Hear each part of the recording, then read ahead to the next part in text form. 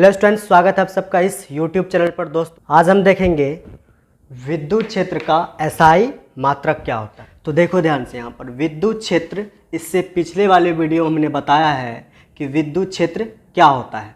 तो देखो इसका फॉर्मूला भी हमने बताया था कि E बराबर होता है F बटे Q0। Q0 को दोस्तों हम बोलते हैं परीक्षण आवेश, और ये E जो है E होता है विद्युत क्षेत्र, विद्युत क्षेत्र, और ये F होता है दोस्तों बल। ठीक है, इस फॉर्मूला को हम इससे पिछले वाले वीडियो में हमने बता रखा है किस तरह से निकलता है, विद्युत क्षेत्र क्या है, सभी चीज़ों के बारे में हमने बताया है इससे पिछले वाले वीडियो में। तो देखो ध्यान से, यहाँ पर E बराबर F बटा क्या होता है Q0, ये फॉर्मूला है। यहाँ से अगला अगर पॉइंट हम देखें कि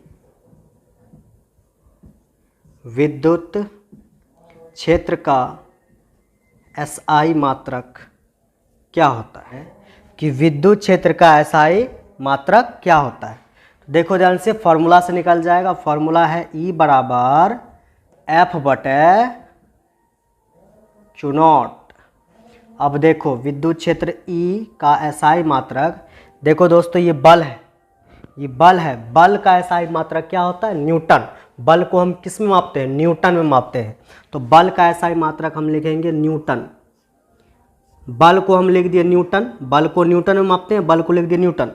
फिर बटे, फिर देखो ध्यान से, ये Q0 जो है, ये Q0 है परीक्षण आवेश। मेन है, ये आवेश है, टेस्ट चार्ज, परीक्षण आवेश है।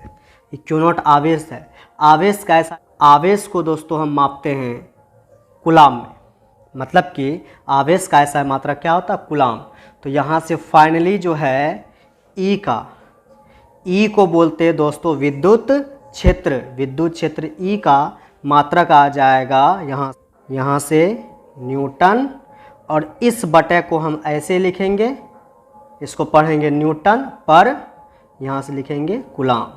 तो ये विद्युत क्षेत्र का एसआई मात्रक आ गया कि E का एसआई मात्रक आ गया न्यूटन पर कूलाम। तो ये होता है विद्युत क्षेत्र का एसआई मात्रक। ठीक है, अब हम आगे बढ़ते हैं। अब हम दोस्तों देखेंगे विद्युत क्षेत्र का विमा। देखिए यहाँ पे लिखते हैं अगला पॉइंट। सबसे पहले फॉर्मूला लिखना है। फॉर्मूला देखो, E बराबर है F बटे Q0।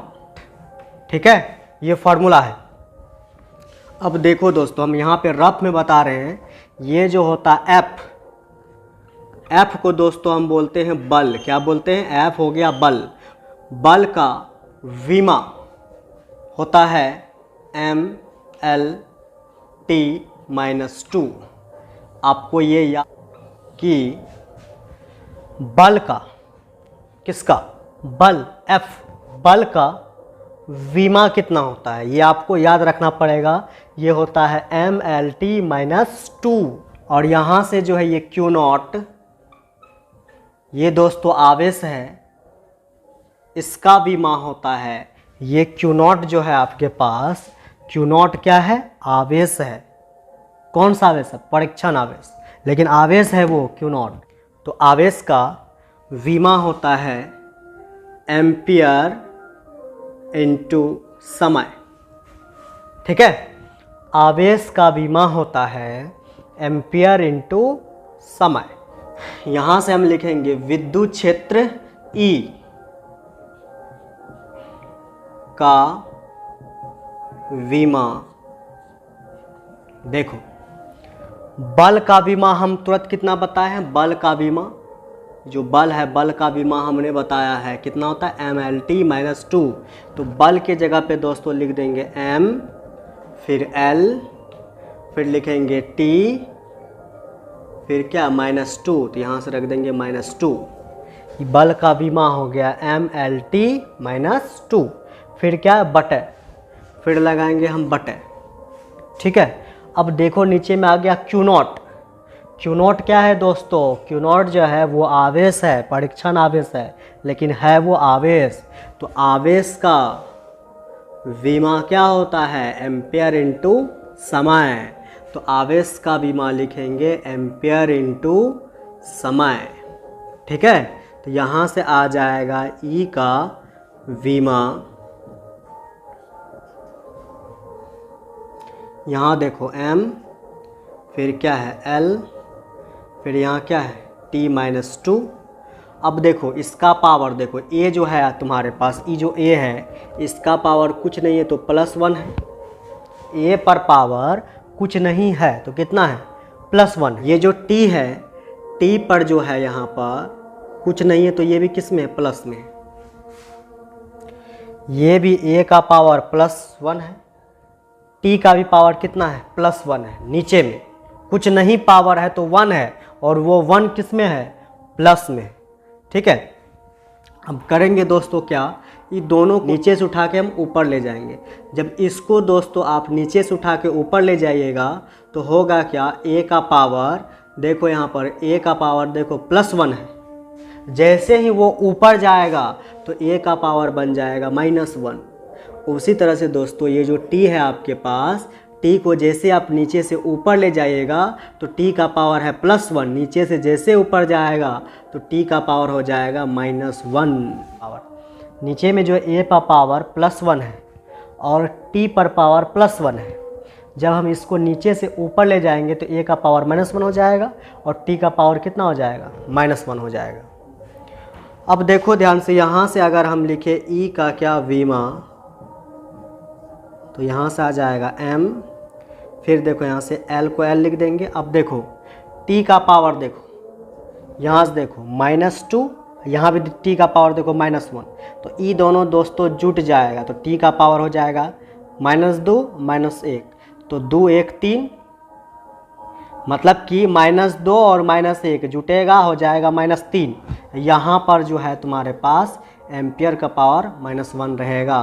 तो ये निकल गया विद्युत क्षेत्र का विमा। ठीक है, ये है विद्युत क्षेत्र का विमा। तो अगला पॉइंट है आपके पास कि ये जो विद्युत क्षेत्र है, इलेक्ट्रिक फील्ड, विद्युत क्षेत्र, विद्युत क्षेत्र एक सदिश राशि है।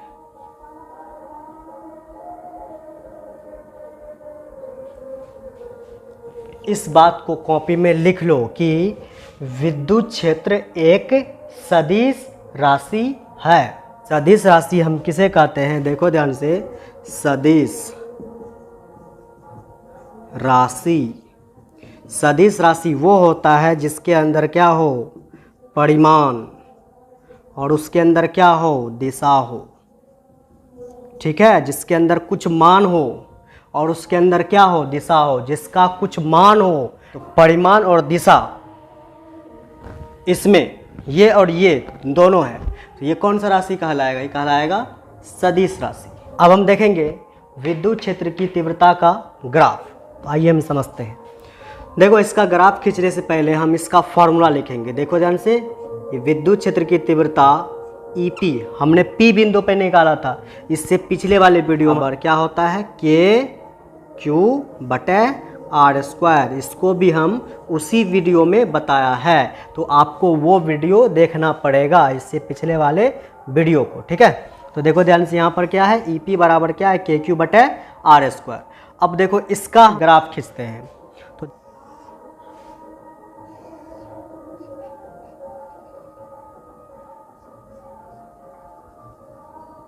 E और R के बीच में ये जो E है विद्युत क्षेत्र, ठीक है, इसको हम ले लिए ये y अक्ष पे, और ये जो R है लिए हैं x अक्ष पर, और ये मेरा क्या कहलाएगा? मूल बिंदु O।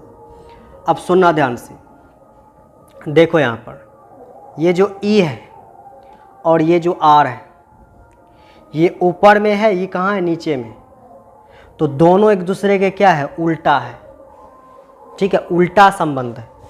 ये ऊपर है, ये कहाँ? नीचे है।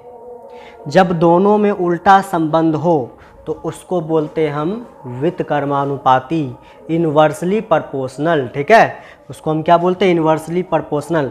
ये ऊपर है, ये नीचे है, दोनों एक दूसरे के उल्टा है। देखो ये फार्मूला में हम यहाँ पर गुना 1 लिख सकते हैं। ठीक है, और देखो ध्यान से, यहाँ से हम लिख सकते हैं ई और 1/r।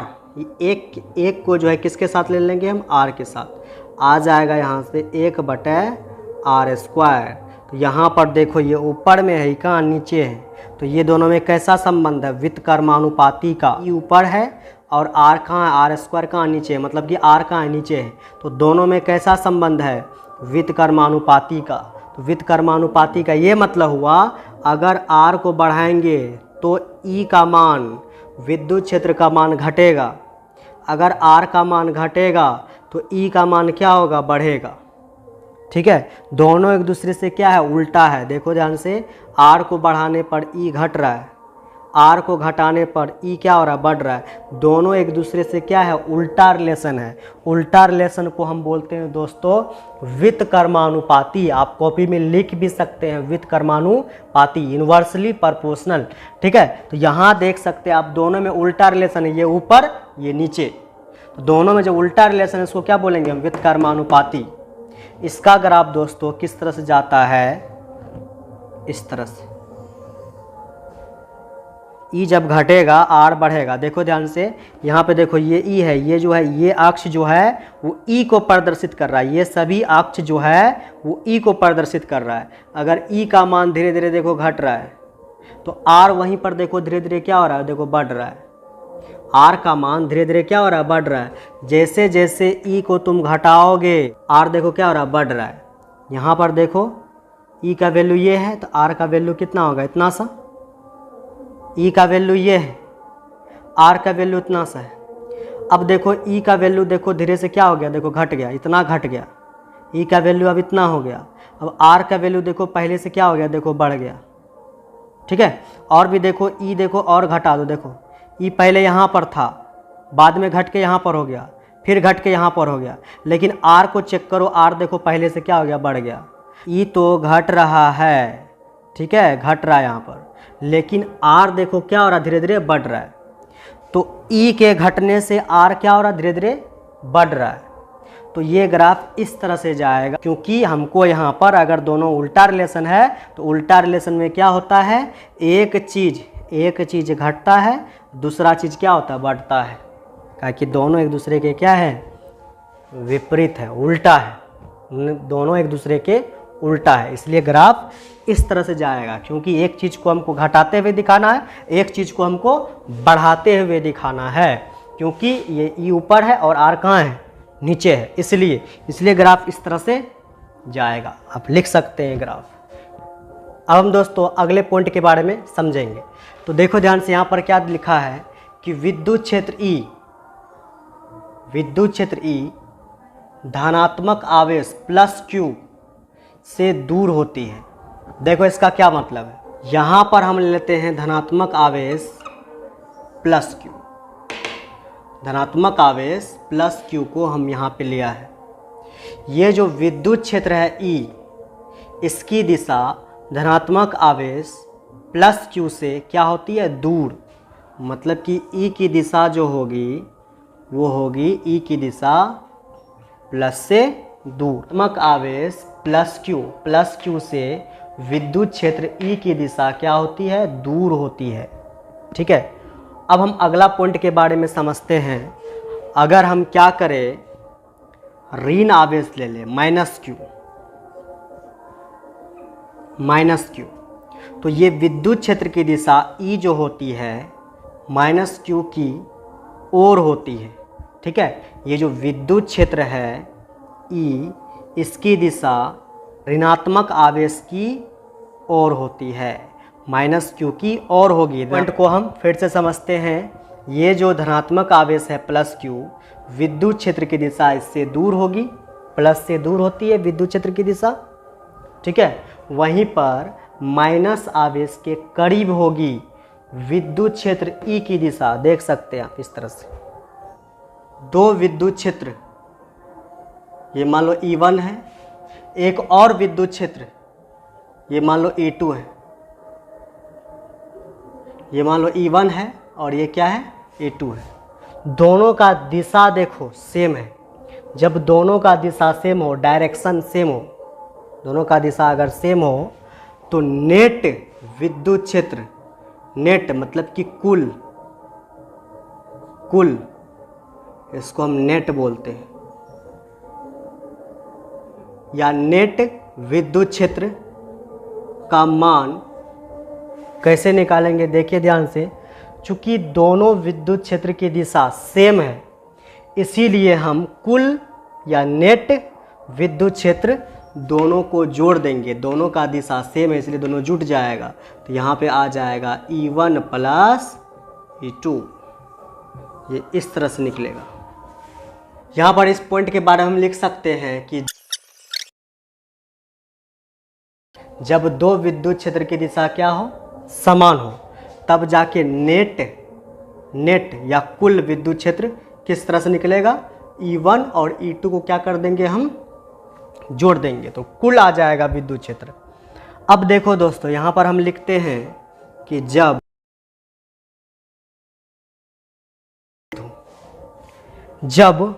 दो विद्युत क्षेत्र एक दूसरे के विपरीत हो, अपोजिट हो, उल्टा हो। कैसे? एक विद्युत क्षेत्र दोस्तों इधर है, मान लेते हैं इसको हम E1, एक विद्युत क्षेत्र दोस्तों इधर है, इसको मान लेते हैं दोस्तों हम